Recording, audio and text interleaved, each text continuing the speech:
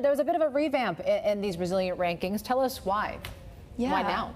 Right, it's really important because like we see in Hong Kong, like banning UK entries, it really shows these previous COVID-0 places that are really reacting very hugely to case increase, etc. And for Hong Kong, the like less than a quarter of the population is covered with vaccines. They have this reason to be worried, and that's why we revamped this ranking at this point, because we see normalization and turn back the clock to before COVID is really what defines a good place to be right now, and that's why people love to be in a place or hate to be there.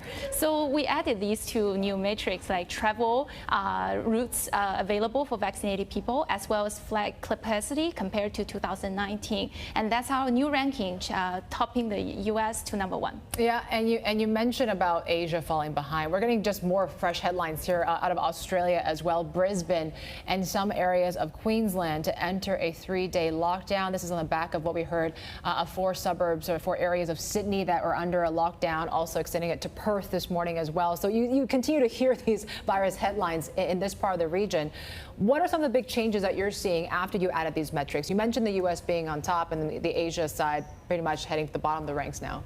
Yeah, so although like a lot of Asia COVID-0 places are falling, but still in the top 10, we still have 3, New Zealand, China, and Australia still there. So it still shows some legacy of being able to control COVID domestically and then giving the people with freedom to move around, unless something happens like Australia.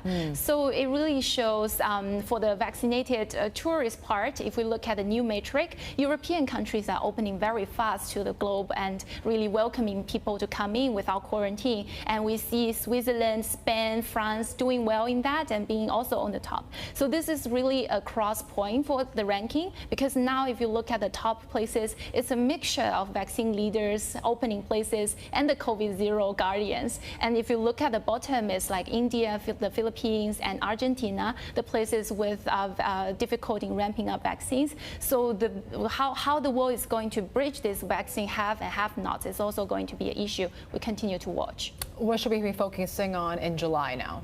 So the Delta variant is really a concern right now, with it delaying the opening for Israel and UK for a month at least. So we are going to continue to watch that, how it's going to challenge Australia, India in our region as well. And then we are going to see if the success pulled by the US and the European countries are going to continue, or is it going to be a short-lived one, because we really don't know what pandemic has in store for us.